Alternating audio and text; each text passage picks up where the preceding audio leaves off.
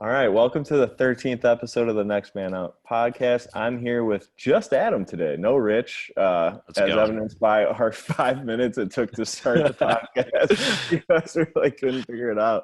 We've Yeah, certainly ragged on Rich quite a bit in this podcast, if you're familiar. Um, but Rich is not here today, and we're really struggling with the yeah. technical aspects of getting this thing rolling.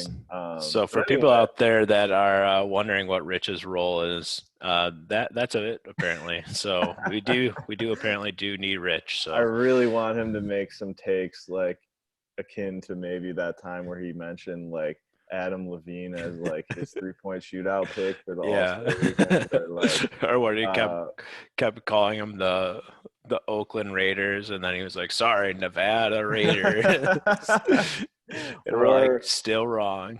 or when he thought that outdoor NHL game earlier in the year was like near Las Vegas, but it was in Lake Tahoe.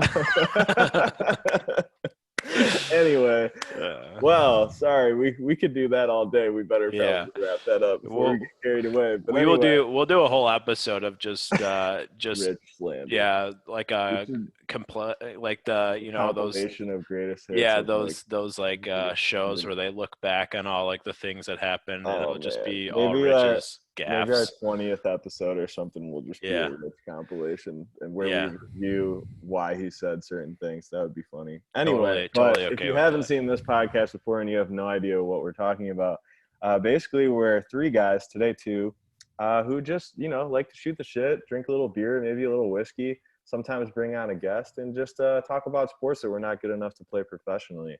And today we're talking about two of our favorite sports, basketball and hockey. And we're going to kick things off talking about the NBA playoffs. The play-in tournament, the widely scrutinized play-in tournament started yesterday. Yep. We had two games. They were both pretty uneventful. I don't know if you got the chance to watch, but the Pacers absolutely kicked the shit Right, out of out the of the Hornets. Hornets. And then the Wizards, at least, were leading at halftime, but really fell apart in the second half. And that game Right. kind of turned into a blowout, too. Yeah, So I pretty wasn't impressive. surprised by either outcome, I'd say. The Pacers maybe a little bit more surprising, but I think a lot of people thought the Pacers were going to be better than they ended up being for most of the year. So now that the playoff kind of basketball is starting, I wasn't surprised to see them play well. I mean, people were expecting them to play like that probably all year. So Yeah, and you know what's weird is that that's a team that I think it will be in the playoff picture every single year. But the announcers mhm, brought up a good point, not only this year but also last year. They've just consistently been losing some of their core players to injury. They lost Miles Turner. mhm. It was announced before that game that Karis LeVert wasn't going to play, and he's been on an absolute tear Yeah, since they traded for him from Brooklyn. sure. And so yeah, they were just really shorthanded. And but they made it work. I think like 8 different guys scored in double figures, and yeah, like you said, that experience really showed. The Hornets were also without Gordon Hayward, so to Mhm. to give them a little bit of a pass, their big veteran presence wasn't there. But Yeah. Terry Rozier and Gordon Hayward played together in Boston, and they've been in a lot of playoff series and stuff. And Terry played okay, but yeah, the Hornets looked really scared and startled, and just I think they lost the Pacers led wire to wire. So Yeah. very unentertaining basketball game. Just got Yeah. worse and worse and worse. And then yeah, the Washington Boston game I thought would be a lot closer too. Russell Westbrook kind of did his normal disappearing act in the playoffs. Mhm. Bradley Beal kind of got off to a slow start. Just sort of a weird game. I thought Ish Smith played really well off the bench for the Wizards. He was playing like 100 miles an hour. He looked really good out there. But other than that, everyone on the Wizards looked really just stagnant. I don't know if Right. maybe some of it was their what do you think? Maybe they're trying to play for that matchup to play Philadelphia instead of Brooklyn. I don't know that winning that play-in game is much of a reward. You have to play probably the better of the two teams, in my opinion, in Brooklyn. I wouldn't Yeah. want to play them. I would much rather play Philadelphia if I'm the Wizards. But I don't know. They're both good teams, but it makes you wonder. Like, Bradley Beal looked pretty unengaged out there. It makes you wonder if they really wanted to win that game, or if this is part of the plan to play Indiana that they're 3-0 against. Yeah. I'm not sure. I'm not sure what they're playing for or whatnot. But yeah, they didn't really look that great. Well, let's see. So they were in that lower bracket, right? They were like the tenth For Washington or Yeah. Indiana? Washington was in the higher bracket. They were in the higher? They had a Okay. chance at that seventh seed to play Brooklyn, and Boston Ah, beat them. got you. Makes you Yeah. wonder if I they're had going to those want that two matchup. I had those two backwards because I was like, no, because that would just eliminate them. But so the Hornets are eliminated then, correct? Yeah, it's And then weird if you lose in that higher seeded game, you then you play play for again, the right? eighth seed. You Yeah, play the right, winner of the lower seeded game, which is right. Indiana. So I mean, I think it's sort of working out. Celtics weren't healthy either. I thought that game would be a little closer. I thought Hmm. Jaylen Brown, but Kemba Walker and Tatum was pretty ridiculous. There were a lot of free throws that went his way, but I Yeah, still think he turned his slow start around pretty quickly and looked yeah. pretty good in that one. I'm guessing that. I mean, that's going to be a pretty good game then. I think Um, so. Yeah, Indiana so and Washington. I think they had a overtime thriller in their last yeah. meeting. It was only a couple weeks ago. So I mean, I, although Washington has won that series mhm. for the season, and I believe a sweep, I think the games have been fairly close. But I Yeah. could be wrong. Maybe it's just that one. But I'm gonna take the Pacers in that one, but I think either of those two teams is probably gonna lose to the Celtics in that next round, right? for the Sixers, you mean? Oh, so they don't play. Okay, so Boston won, they're in. They're in, yeah. The Okay. Celtics, yeah, it's so confusing. Yeah.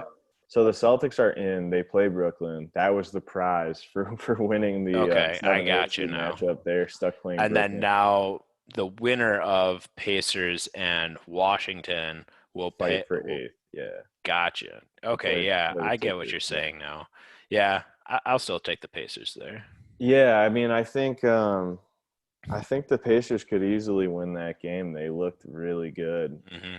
against the Hornets, but the Wizards are a little bit better of a team. But they, other than Brad and Russ, they've got a lot of inexperience there. Yeah, I was happy to see our former Bulls play well. Two guys that I wish we had held on to. Daniel Gafford Gafford. got in some foul trouble, but was really they got off to a slow shooting start, and I think Gafford scored like 6 points in limited minutes. Unfortunately, he had like 3 fouls in the same amount of time and went to the bench. But he was Yeah, playing pretty good out there as a role man. He caught some alley-oops and stuff and was playing pretty good. And then the yeah. guy that really surprised me is a guy I liked when we drafted him that I just didn't think got enough minutes in our rotation, just Chandler Hutchinson. I thought he defended Jason Tatum a lot better than Bradley Beal and Mhm. Bertans and some of these like non-defensive players that they Right. put on him. And I don't know why they went away from him. I know he doesn't give you as much on offense as maybe those guys do, but Yeah, Bertans was pretty terrible offensively, and they continued to play him big minutes. So kind of a sure. head-scratching move by Scott Brooks because a younger guy like Chandler Hutchinson was actually playing pretty good defense, fighting over screens and stuff, and I think doing a better job on Yeah, Jason Tatum certainly than Bradley Beal was, and he's a little longer and a little more athletic, I think. So I don't know. I was proud to see him playing well. I mean, it's kind of shame we lost yeah, him, but he showed some serious promise on defense, and at least the effort level was there.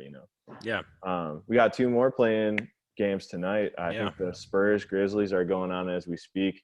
Yeah, The winner of that would play for eighth, and then we'll have Warriors Lakers later tonight after this podcast. So I'm really yeah, excited I'm for that I'm one. definitely excited for that one. Last I Yeah. saw, actually, it looked like Memphis was up big. And if I check it here, Oh wow. 41-26 right now. And the second is just starting now. So they're up pretty Damn, they had big. 41 in the first Yeah. quarter. Wow. Okay. So I mean, not saying it's over, obviously. You can come back from that, but um I probably would have taken the Spurs in this one if you would have asked me I was thinking that before the too. game I'm started. pretty So sure I did take the Spurs for a couple bucks on yeah. DraftKings. Shout out DraftKings. You can message Rich at Davis something something something at Gmail if you'd like to Yeah. sponsor a podcast.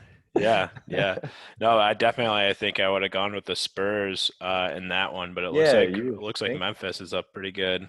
yeah, you'd think the coaching experience of Greg Popovich in a game like this would be huge, but yeah, it looks like they're off Right. to a bit of a slow start, which is surprising. They've got more experience than that Memphis team does. Hmm. DeMar DeRozan's been pretty deep in the playoffs on the Spurs, and Greg Popovich obviously has a lot of coaching experience. Right. It's kind of a shock to see probably the two most experienced players and slash coach on the Spurs like kind of folding to like a younger team. But the Yeah. Grizzlies grind too. They play a similar style. That one. Right. I'm Yeah. surprised to see sort of the offensive surge. Maybe they'll cool off and hit on That's both what I was ends. saying was, Yeah, probably be a versus a defensive game. Yeah. versus a Spurs team to score almost 40 points in the first quarter. It's probably not very many times that's happened in my recent memory. So that's pretty Yeah, surprising to me.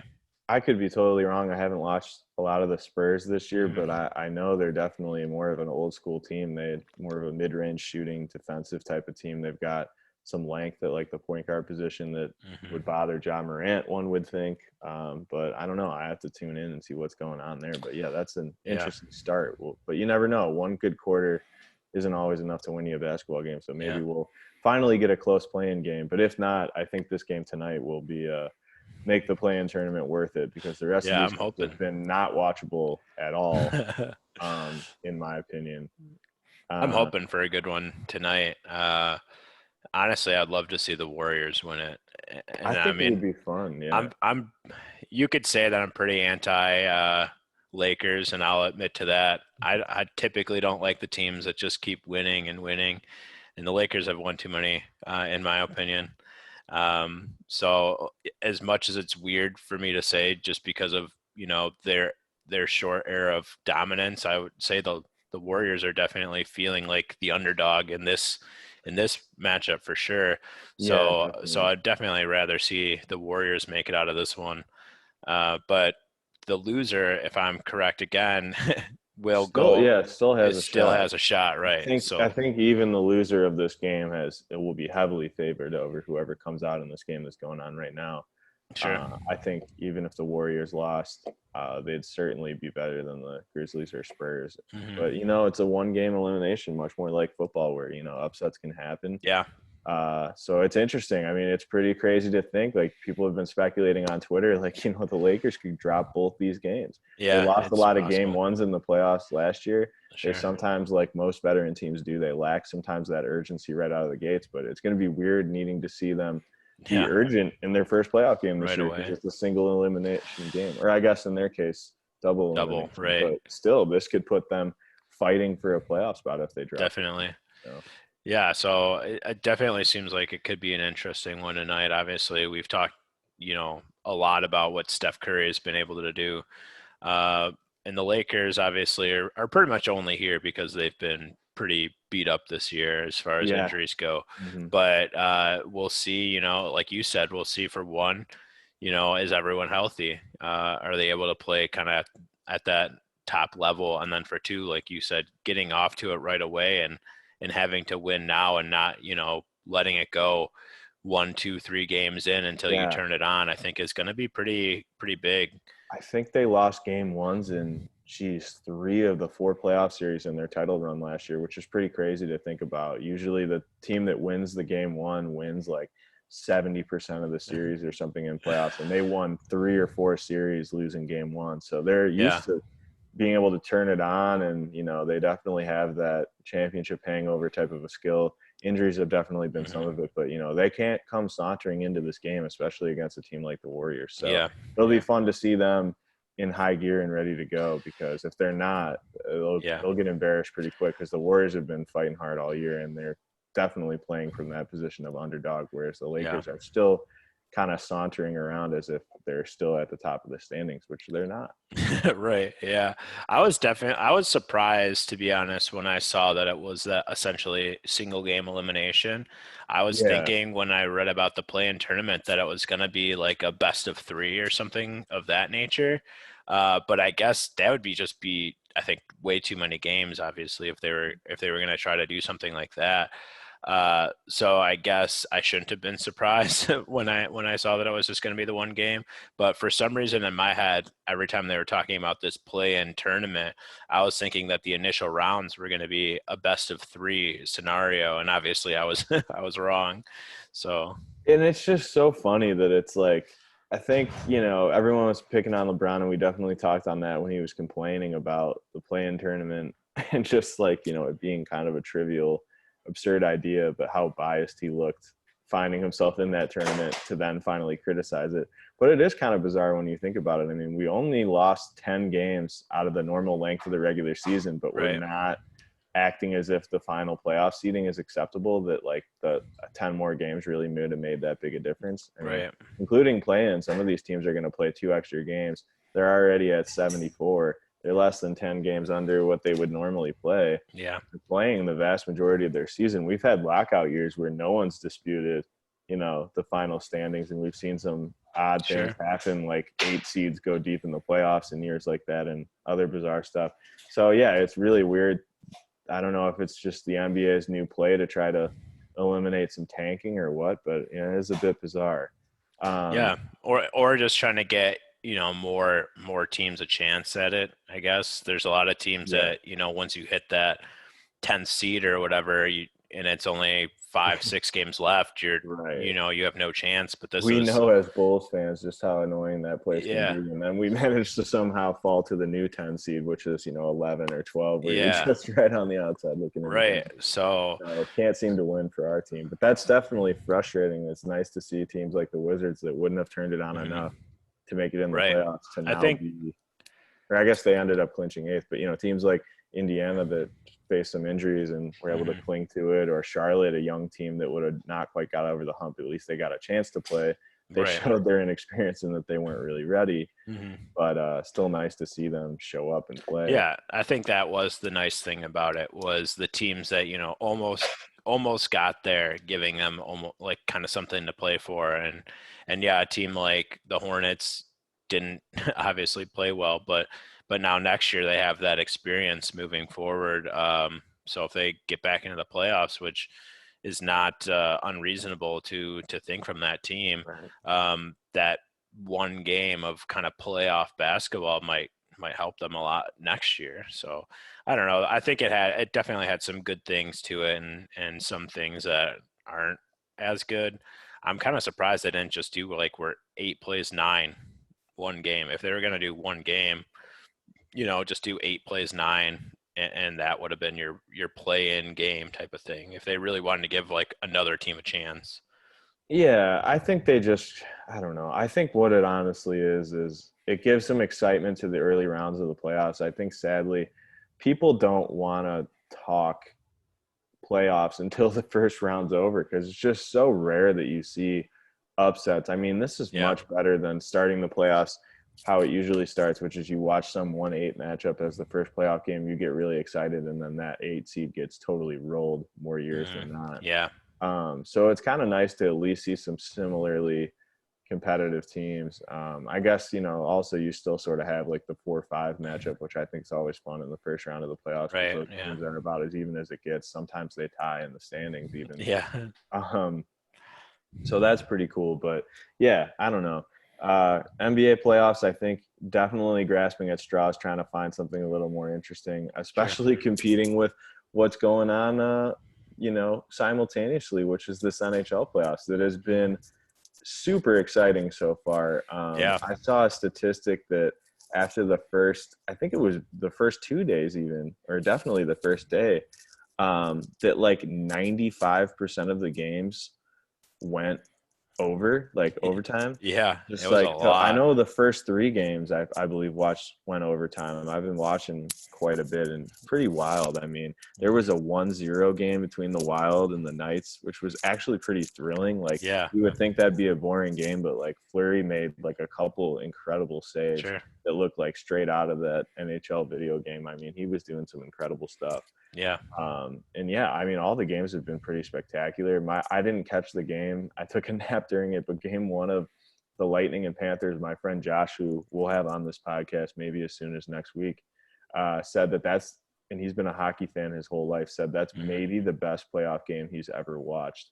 So yeah, on one end, in basketball, we've got teams getting blown out by 40 Yeah. in the Right. play-in, and then in the NHL, we've got 4 overtime games already, or maybe more. I forget the exact tally now, but Hmm. yeah, geez, like I got some games coming down to the finish. A lot of 1-goal wins. I think the Penguins barely held on to a 1-goal win after going to overtime against the Islanders. So, and that's a 1-4 matchup Right. in the Yeah. division. So it's like, yeah, it's been pretty exciting to say the least.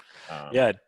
I think it's interesting. I think the NHL is very the talent gaps I think are a little smaller than in basketball right now between the good teams and the bad teams. You have a couple of those bad teams. The Kings aren't good this year. Detroit wasn't good this year. But other than those teams, like the teams that made the playoffs, they're all good teams. That's why I think when we were talking, hockey playoffs last week, we were we pointed at what 5, 6 teams and said, this team could win it all. This team could do it. You can make an argument for a bunch of these teams. Whether they're a powerhouse on offense or defense, or they just kind of have the complete team. I think a lot of their talent levels are a lot closer than you see in basketball. In Yeah. basketball, I mean, when was the last time we've seen an 8th seed or a 7th seed or even a 6th seed win or even get to a conference like finals? It It doesn't doesn't happen very happen much. often. The But last 6 seed to win it all, I think, was maybe one of the only ones, and that was the '95 Rockets. We'll talk about the head coach of them in our little Hall of Fame segment we're going to do sure, next. But yeah, that's a unique feat that I think a lot of people overlook. That team, yeah, and I believe '94 and '95 went. They won back to back those 2 years, and one of the years that team came in 6th place, and they were able to win the championship. yeah. And The Knicks in '99 in the lockout went to the finals, but that's, I think, the furthest an 8th seed's ever gone. They've never won. yeah, so I But mean, really rare stuff, and yeah. that's years ago. That's And I'm not saying it happens all the time in hockey, but I think you see it a little bit more that a 6th, 7th, 8th seed kind of makes it a little bit further, or right. even if they don't win it, bring matches to game sevens and stuff like that. And you see a bunch of these overtime losses because, in hockey, they say it in a lot of sports, but in hockey, every goal counts. It's a Like you lot kind of lower brought up. scoring. Yeah, the room for error is Yeah, you brought up a immense. 1-1-0 game, one mistake by somebody, whether it was the defenseman, the goalie, or whatever, cost them the game. And that's incredible. I mean, in basketball, and yeah, not shitting on basketball or anything, but in basketball, the other team's going to score baskets, Hmm. a lot of baskets, by the time the game's over. But in hockey, your goal is to not let them score a goal. Yeah, And sometimes one goal is too much. So I think that's why you see it, and a lot of teams kind of play that extra defensive. They play that where they're hitting more, and people are selling out. Throwing their body in front of pucks. It's really great to see. The dedication of some of these hockey players. Because they don't want to give up that one goal, So, absolutely. I saw uh, some terrific blocks. Honestly, I think one of the best plays I've seen in this playoff so far is I watched Sidney Crosby, who granted's in maybe starting to enter the later stages of his career, but a guy that hockey fans used to talk about as being soft and being a right, non-hustle player. I watched him, and he's probably in his 30s now. I watched him get down on his knees and block a puck from going in the net. He had made a stick save on a shot that would have been a surefire goal. The cage yeah, was wide open, and he got in there and blocked it. So, I mean, that's one of the best players to ever play, getting down and dirty in a first round playoff right, series to make a right, save. Like, I mean, that you just wouldn't, as much as we'd like to, find some clips of LeBron diving for a loose ball, or, yeah, Steph Curry, like, you just don't see that in the way that you do hockey, that you see like yeah, even stars block shots in right, big time games. yeah. And, I just, yeah, I think it's unmatched. That a lot of people talking on Twitter, I think the argument always kind of picks up this time of year, but especially with the opening week of the NHL playoffs, but saying that it's the best playoffs in sports. And it's hard to Yeah, argue against that, other than maybe March sure. Madness, which I think other people have argued for. Yeah, the NHL playoffs is unmatched. The parity, like you said, is next level. And Mhm. the only thing I think they've done wrong so far is there's some teams that have played twice, and there's teams who haven't played yet, and that drives Yeah. me crazy. I hate when they do that. But other than that, it's been awesome. I want to see I was some looking at Edmonton that Oilers. I think maybe they're playing tonight. tonight, Right? I believe. Yeah. Yeah. So that'll be interesting, because that's definitely a more offensive team. So I'm interested Hmm. how they'll fare in this current climate, which is, a very defensive oriented Yeah. playoffs, which Right. I think you and I love to see. We like watching defense, but Definitely. it's nice to be kind of deprived from that moment of scoring. I think that's what's exciting about playoff hockey, is it keeps you wanting to watch every second, because you don't want to Yeah. miss the goal. Right. It was really crazy that the Wild Vegas game one went 1-0 in overtime. There was no scores in regulation, and Right. then there was no goals for, I think, a period and a half in the game last night. And then there was a goal, and then an equalizing goal like 18 seconds later. So, like, you blink and you could miss both Yeah. goals in a series that's really only Yeah. seen one goal up until that point. Ended up, I think, being a 3-1 final. Yeah. But yeah, I mean, it's crazy. Just the way these games can go, and just the momentum swings and just how close it can be. And like you Right. said, just the parity I think is in such a great place in that sport. And I hope that nothing corrects it. I think it's at the perfect balance of offense and defense right now. And Sure. hockey's just been really fun to watch. Even with the Blackhawks not in it, it's been really fun Right. era to watch. Yeah. Obviously, we'd like to see him in there, but people didn't have very high expectations for the Blackhawks even to start the year. And I think, if anything, they exceeded a lot of people's expectations. Yeah, definitely. There But was a point where they're in the playoff picture. Yeah. I guarantee if they were in it this year, they'd probably be bringing it down to the wire with many of these teams as well. Not saying that they would make it all the way or anything, but I'm sure they would kind of compete with a lot of these teams. That's the thing. Even I like to think that even in hockey, when there's a 4 or 5 game series where it's basically a sweep or a gentleman's sweep, like the games are at least close, like Right. usually. And Yeah. sometimes in those series, like I remember, I think the last time I really remember that in basketball when a series was lopsided but the games were all close was when the Bulls played the Heat when LeBron was still there and Derrick Rose was still kind of active as a star caliber player. And Yeah. yeah, that was exciting. You look back on that series and you go, oh, wow, we lost 4-1, but it didn't feel like that. I think a lot of those games were decided by like 5 points or less and stuff. So not something you see as much in basketball these days. That was another one, like 2 years in a row. I think we took the first game from LeBron when the Bulls were playing. Yeah, and he's it was not a we player. always won game one, but then they would win 4 in a row after that, which was almost frustrating because it was like every year it's like, oh, we got game one, like It's almost like he needs go up from here. Yeah, it's almost like he needs that 1-0 hole to have some urgency. Yeah. So, who knows? Maybe they'll lose tonight Haunt and him. put Yeah, them haunt him in this year that possibly. 8th seed fight urgency. But Yeah. yeah, interesting one. The Hawks, it's a shame to not see him in it, but we've certainly got some Hall of Fame players that maybe this is the end for our era, or maybe those guys will continue. But speaking of Hall of Fame players, we kind of throw things back to the NBA. We've in addition to having the playoffs kicking off, we actually got a pretty heartwarming Hall of Fame ceremony for the 2020 class.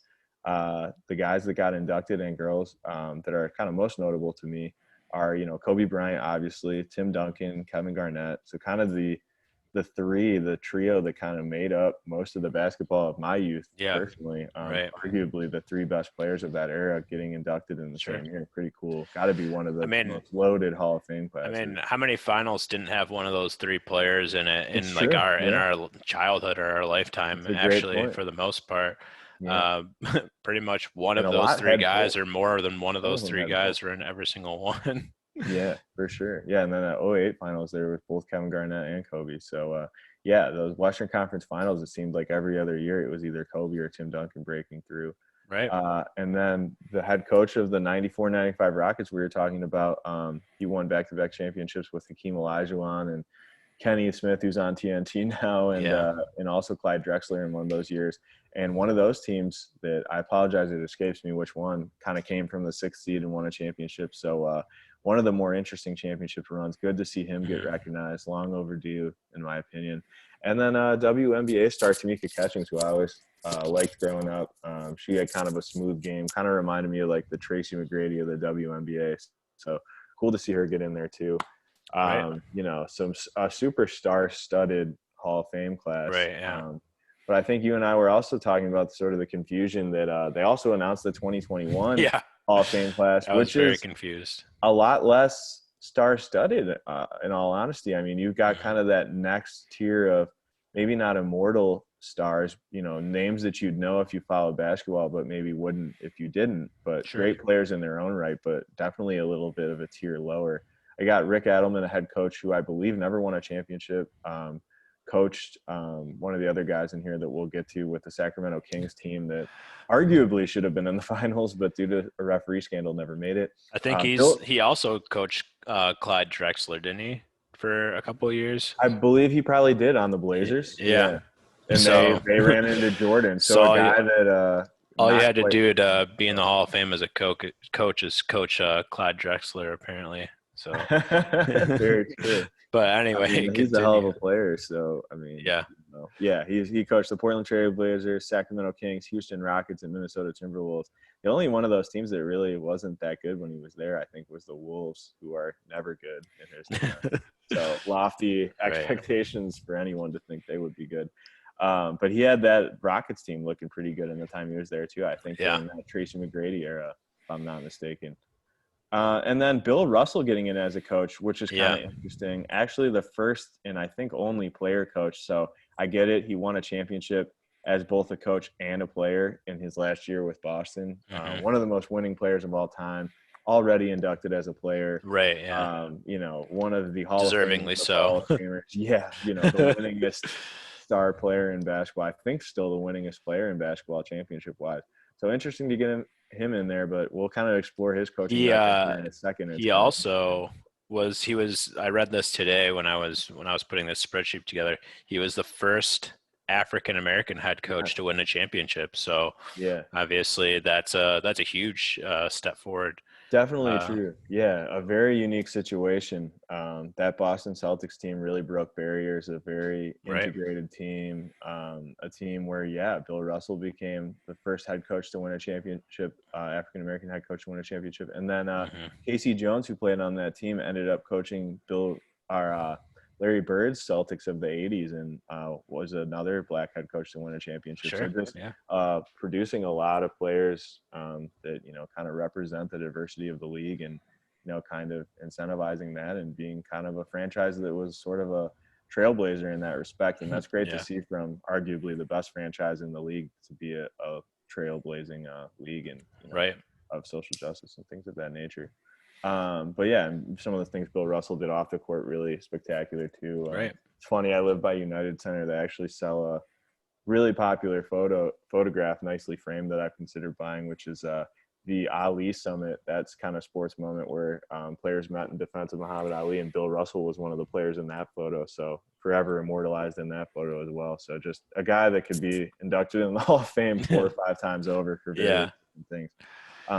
You got Jay Wright, who I actually don't know much about, to be honest. Yeah, when I was making this list again, I literally hadn't even heard of him, and honestly, I couldn't even find NBA stats. It kept showing me college stats, which I'm confused It's not just about. NBA. I think Yeah, maybe we mislabeled this. It's the Basketball Hall of Fame, which is, I yeah, think, also why things like Bill Russell being, the first black head coach to find his way into the Hall of Fame is certainly notable. Only one championship, which I kind of feel is, more him as a player championship because he was still playing at the time. sure. But, technically that does count in his monument. Yeah. Otherwise he had a pretty pedestrian coaching record, not to be too much of a devil's advocate, certainly deserving though for that championship ring he was able to bring to Boston in his final year, and just the emphatic way in which they won that Game 7 on the road in Los Angeles, just kind of a iconic championship. But we got Jay Wright in here, who we'll get back to do a little research on because I did not expect to see that name in there. Chris Bosh, who we were kind of joking about before the pod, definitely filled that role as the third star in the Heatles, or the other guy, big three. That you and I think have bashed a little bit, and even I think maybe is a little bit of a stretch for Hall of Fame, but is a championship champion and a multiple-time All-Star. So I think he's probably one of the most overrated players on this list for me. He did some good things, definitely in Toronto, as well as when he was, part of that big three. But I always felt like the Heat was more of a big two that, had a Chris Bosh shadow. Not saying he didn't do great things there, but I mean, he had that game-saving block for them when Ray Allen hit that shot. I think a lot of people forget that he had the rebound to kick that ball out to Ray Allen, and he also had the block on the other end after Ray Allen hit that shot to save. Sure, and I'm not saying he wasn't a good player. Obviously, he was a great player, but right. I don't know if he was quite Hall of Fame worthy for me, but maybe they didn't really have many other players to throw in this year. So obviously he's there. Congratulations to him, but definitely one of the more overrated players on my list. Yeah, I think he's deserving, but I think that presents another conversation we'll, I assume, likely transition to after we kind of go through the rest of the names here. Paul Pierce, obviously getting in, Finals MVP, Definitely. perennial All-Star, deserves it as much as I didn't like him growing up as a player. Right. Yeah. I think he's kind of annoying as an analyst. Kind of awkward given his, some of the news he's made with, getting let go from ESPN and stuff. It'll be interesting to see him Sure. on TV being inducted next year, Right. or whenever they end up doing this ceremony. And then a guy on here that we're both super excited to see, Ben Definitely. Wallace. Yep. It's rare that a defensive specialist gets in the Hall of Fame, but if Dennis Rodman is there, Ben Wallace absolutely deserves to be Yeah, there. definitely. Arguably the most consistent defender since maybe Bill Russell. Right. And I think he's got 4 Defensive Player of the Year trophies to his name, an NBA championship. Yep. And if Guarding you've Shaq seen one-on-one in that series, which is pretty wild. or heard our podcast before at all, if you know one thing, it's the fact that I love defense. So in all sports, Very whether it's true. basketball, hockey, football, I love defense. So I love seeing the recognition not only for scoring the points, but preventing the other team from scoring points is obviously part of the game as well. So someone that was really great at that, I think definitely deserves to be in there. And yeah, I'm definitely happy to see a guy like Ben Wallace show up on this list. I mean, it's always cool to see someone take an unconventional path to getting there. I think similar to Dennis Rodman, Ben Wallace, one of the few star caliber players to come from like a historically black college or university, which is a pretty cool legacy. I think he went to Morehouse, and then to go from an undrafted player to perennial all-star, NBA champion. I believe the guy that has the record for most Defensive Player of the Year awards. Granted, that award didn't exist until I think the 70s or 80s. Yeah. So there are definitely some other guys that maybe would have been deserving too, but still an incredible feat to be the all-time leader in winning that award. And it's nice to see him get recognized. Yeah. Next on this list, we got Chris Webber, who I think it's funny because, he finds himself 1 year later than Tim Duncan and Kevin Garnett getting inducted. And a guy I remember growing up being one championship away, maybe an MVP as well, away from being recognized with those guys. I think he was every bit as good as those guys. It kind of like when you look at, like Hakeem Olajuwon and Patrick Ewing or something, and you look at the numbers side by side and the team success and a few more wins here and there, and maybe some awards that he finished in the running for, but then never actually won. And, that's a very different career. We're talking about that guy on a different side of history. So it's nice to see Chris Webber get recognized, the guy that I always felt was one of the better players to never win a championship. So really cool to see him there. And if you wanted to get into, conspiracy theories, there's certainly that 2002 Western Conference Finals where the free throw discrepancy was a bit bizarre. It later came out that game was one of the games that was under speculation during the referee scandal. So definitely has a claim to thinking maybe that they derailed the three-peat Lakers and would have probably had a pretty easy championship given the fact that the Lakers ended up sweeping the Nets that year. So Chris Webber, very well, if a couple dominoes fell a little differently, he would be an NBA champion and, maybe one of those guys we talk about as a first ballot Hall of Famer. Yeah, honestly, I think if you put his name on a list with Kobe and Tim Duncan and Kevin Garnett, and you showed that list to people that don't watch basketball or didn't watch basketball, they would clearly point out Kobe and be like, yeah, I know that name. Oh, Tim Duncan. Yeah, I've probably heard of him. Kevin Garnett, I might maybe heard the name, but I don't think a lot of people would even point out Chris Webber. Right. And, he's a Hall of Famer now. So, yeah, I guess it's good for him. I mean, I'm happy to see it. A guy who took Sacramento to pretty much their only successful era ever, really. I always think it's impressive when a guy plays in a market like that and does well too. So that's really cool to see. I just kind of looked it up for my own peace of mind, but an 8-year wait for him to get in. Whereas, like you said, like we were saying, a couple of games fall a little bit differently in Chris Webber in the prime of his career, and he would be a first ballot Hall of Famer instead. An 8-year wait of kind of fighting, through that committee process that I won't pretend to know the full extent of, in order to get in. And I, well deserved. I'm happy to see that. I liked Chris Webber a lot growing up, and I like him as an analyst, and I'm happy that he belongs in the Basketball Hall of Fame. You can't tell the story of basketball without Chris Webber.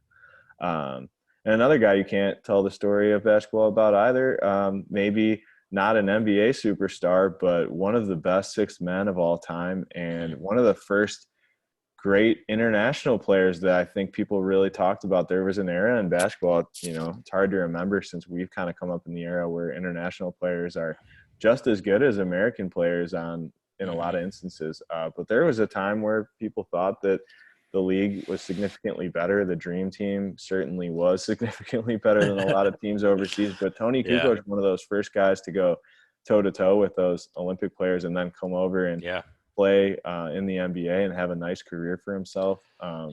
He Probably could have been much more of a star if he didn't fill the role on the Bulls of sixth man behind two of the best wing players ever in Scottie Pippen and Michael Jordan. Right.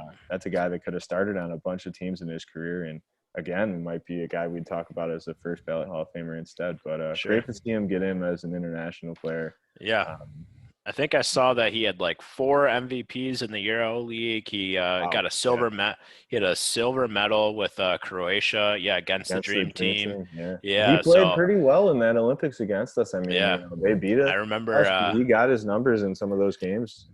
From what I recall. I remember just watching The Last Dance recently, and obviously, the story of Michael Jordan. For anyone that hasn't seen it, probably one of the coolest documentaries I've ever watched, and not just as a Bulls fan. That it was very interesting. It was very almost inspirational in a way, and I don't know. It was honestly not just as a Bulls fan. That might have even escalated a little bit for me, but probably one of the coolest documentaries I've ever seen. But they definitely talked about, Michael Jordan going up against Tony in that Olympics, and that he didn't really respect him that much, and he kind of showed up. And then the next year he was playing with them on the Bulls, or 2 years later or whatever it was. I think a flattering lesson that, like, a guy like Michael Jordan in a cakewalk Olympics where he was, golfing every morning, showing up to practice on 3 hours of sleep, playing cards till 3 in the morning, as they've said in that Dream Team documentary, which is another interesting one. He was kind of on vacation, but that was one guy he actually showed up and said, I want to make sure I play well against this guy. This is the one guy they think overseas that can play in the NBA. I want to show him that he can. And all props to Tony Kukoc. That would have hurt lesser players' confidence, getting absolutely rolled by Scottie Pippen and Michael Jordan in his first matchup. I think he had like under 10 points or something. They just totally locked him down. Like, we're kind of assholes, just ruthlessly went at him, and this is the only game they really tried that hard in. And a lot of guys would have been demoralized by that, but I think that it was an indicator to him and a confidence booster to him that, like, wow, okay, I'm on the radar of the best players in the league. That they care about playing against me. So really big for basketball and its development, because Tony Kukoc is one of the first international guys to come over and be successful. So definitely, happy to see him there, obviously, as a Bull, and and kind of definitely an interesting route for him to be there as well, I think. But takes me back. I was pretty young watching those Bull teams with Tony. At least you remember him, man. I really don't remember that much at all. I think my first experience with Tony Kukoc was probably like the year he was still there after the team kind of broke up. Yeah, I had the luxury of a dad that used to on VHS record all the Bulls games, any playoff Bulls games. So I mean, I remember as far back as I was 5-6 years old, and just watching VHSs of those teams play. And I remember, even for the 96 finals and stuff like that, and I was 3, 4, or 5 years old. It was the only thing my parents would let me stay up to watch was, Michael Jordan's on. And my dad was like, this will never happen again. You'll never see, a repeat to three-peat and stuff like that. You'll never see another player like Michael Jordan. And so he's like, you're like, take it in, you're watching history. And I think that's one of the things that really got me interested in sports and basketball in general. Yeah, absolutely. I got to stay up those extra couple hours. So I think we always love to talk about how clutch Michael Jordan was, and he absolutely was. And, there were some other guys who hit big shots, including Kerr and Paxson. I'd like to think that both of those core teams of both of those three-peats had high character players that were confident in late game situations. But the thing they forget is as great as Scottie Pippen was, when Jordan was gone, the guy that they went to in the clutch for those game-winning shots was actually Tony Kukoc, and he delivered on Mm. numerous occasions. I think my favorite Tony Kukoc memory, and I won't pretend to have seen it live because I was a mere infant when it happened, I think. But Tony Kukoc was playing against the Pacers, and I think '95, the year Jordan was gone, in a regular season game. Reggie Miller hit a game-winning shot with about zero point 0.8 seconds left on the clock, and he bowed to the fans in Chicago after he hit it. I think they inbounded the ball with like under a second left, and Tony Kukoc hit like a fadeaway 3-pointer and like banked it in for the win. And then Steve Kerr went up to the Pacers bench and bowed. And I just think that's one of the best, like like Michael Jordan gap year moment. That's got to be Yeah. like my favorite moment of like the team when Jordan wasn't there, like of just Yeah. everything I've seen or heard. I mean, that's just so funny to me, and just an incredible moment by Tony Kukoc. So yeah, just a guy that I think that's so cool to see too. Just a guy that's maybe Yeah. in a league that he's no longer at the top, statistically anymore, that as he was in Europe, winning MVPs and stuff. Sure. But it's really cool to see that confidence of like, hey, I may be a sixth man when Jordan's here, but like I'm still like I'm an amazing player overseas, and that confidence kind of carrying over. Yeah. And you see it in guys like Luka Doncic who are as good as any player in the league, and the reason. I being one of them, being super shocked at the confidence of this kid. I think it comes from that Yeah. Tony Kukoc kind of teaching you that like, hey, your league's good too. You are the best in a country or in an entire continent. Just because you're not the best anymore because you're playing in the best league in the world doesn't mean you don't have confidence in those types of moments. And we've Right. seen Luka Doncic already early in his career have some incredible Yeah. game-winning shot moments. So That yeah, one. just a really The influential one player. recently, I he know like. we're biased as Bulls fans, but just Yeah. a super influential player for the growth of the game. Right. The Luca clip recently of him like tripping over like at the 3-point line. He Oh, that literally was like incredible. trips and Yeah, just like throws it up, and it was a game winner.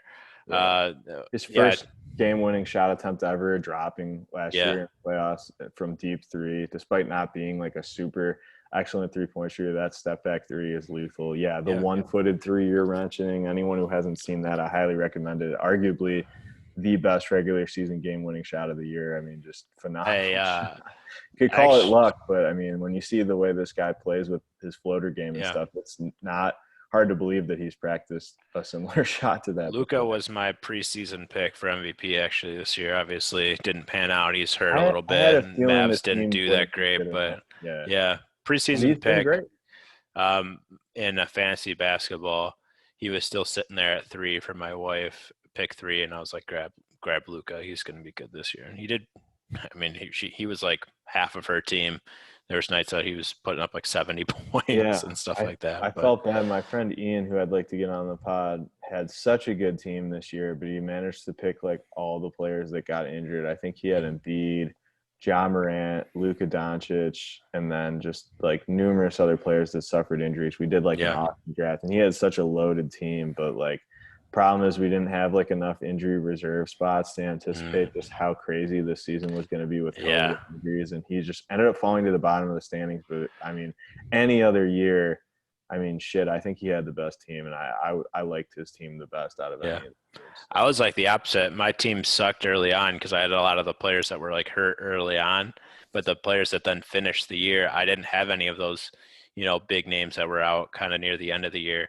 So like early on, I think I All had like timing, yeah. like a losing record, and then I ended up losing in the finals because a lot of my guys actually came back, and other teams were losing guys that were kind of a big part of their run early on. So it was kind of an interesting shift in dynamic with all the injuries. It's So all timing, and I mean, I'm excited for fantasy football again this year because it's the same yeah, thing. I've had years like that too, yep, and that happened in my fantasy basketball league this year. Our friend or my commissioner Jay, who I'm trying to get on this podcast, he really knows basketball. We'll have to talk about some of his.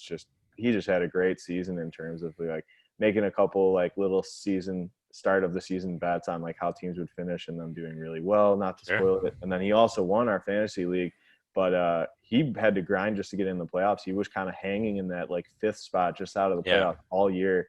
ended up sneaking in at 4th and just having a super healthy team. Yeah. Other than maybe a couple guys, he did have to deal with LeBron being a little banged up towards the end of the season, but LeBron kind of came back right late in the playoffs, and Yeah. the only guy he really missed late in the year was Donovan Mitchell. Chris Paul played a lot of time, Yeah. full year, which I think was sort of a surprise. But yeah, sometimes that timing will do it. We'll definitely talk fantasy football too when that season starts, or maybe late September or something. After draft, Yeah, no doubt. I'm starting already to do mock drafts and stuff. I think we're due for So I'm getting another ready. guest. Yeah, for sure. It's a fun season when you Yeah. get the mock drafts going. If those have started, I might have to download that app and do that when I'm Yeah. sitting around doing nothing, watching these blowout NBA playoff games. Yeah. Looking forward to something actually competitive. But anyway, yeah, I know, just kind of a quiet one, just you and I today, but kind of nice to be able to geek out on basketball and not have to worry about getting Rich included. That being said, it is kind of hilarious. We both thought Rich would be here today, so we didn't Yeah. bring in a guest. Would love to get another guest back on the pod. Yeah. We had a lot in our first couple episodes, and we've kind of been in a drought where we haven't had one. If you're interested in coming on, shoot us an email, shoot me a text, or Austin definitely. a text. Let us know you're interested. We'll try to get you on. Yeah, even just leave a comment. Even if you're a random person, we might have to vet you to make sure you're not like a serial killer or something like that. No, serial killers welcome. We Yeah, accept we all don't shapes and sizes. discriminate. Yeah, if serial killers know sports, like, I mean, As long as you stay in your area and I stay in mine, yeah, I'm okay with sure. it. And we try to talk you out of your lifestyle choices. We'd love to have you. Yeah. I mean, yeah, I can't change you. You be you, but I don't. I don't. I don't. We'll have a disclaimer at the start of the pod that we don't condemn. Yeah, I don't agree with your life decisions. Guests. I don't agree with them, but you do you. Yeah. Speaking of boring games, though, I just wanted to give you a quick update for people that aren't maybe watching. Now it's actually Memphis 56 and San Antonio is at 49, so they're back within 10 at halftime. Okay. So I mean, maybe a halftime bet. I mean, this pod won't be up in time for any of you to make a halftime bet, but maybe I'll make a halftime bet, and this will be the record of me doing it. Okay. And you guys will all be proud of me next podcast. Sounds good. But yeah. But with that, that's all we really got to talk about. We got to get back to watching some sports. We're missing some good stuff doing this pod. Definitely want to watch that game tonight. We're filming this on a Wednesday because we wanted to get in and get this done because I wanted to watch the playing games yesterday. We should have just done the pod yesterday because they were all such a nightmare. Yeah, I know. But now we're actually coming up on missing out on some good games. So yeah, definitely. We're gonna have to wrap this thing up and get to watching some more hockey and basketball, and we'll get Rich's take as these playoffs progress, and he's had some more time to watch too. But yeah, Rich, we miss you, man. I think we can figure out how to stop the recording ourselves. It was a little rough getting it started, but with that, man, I'm ready to go, dude. Good seeing you as always. Right. We'll talk more next week. We should have a more fleshed out, probably a full basketball playoff picture. Playing will be over, and we might have a pretty good idea who's coming out of the first round in the NHL. So it should be fun. Definitely. Yeah. All right, everyone. Thanks for hanging with us. Bye. Yep. Have a good one.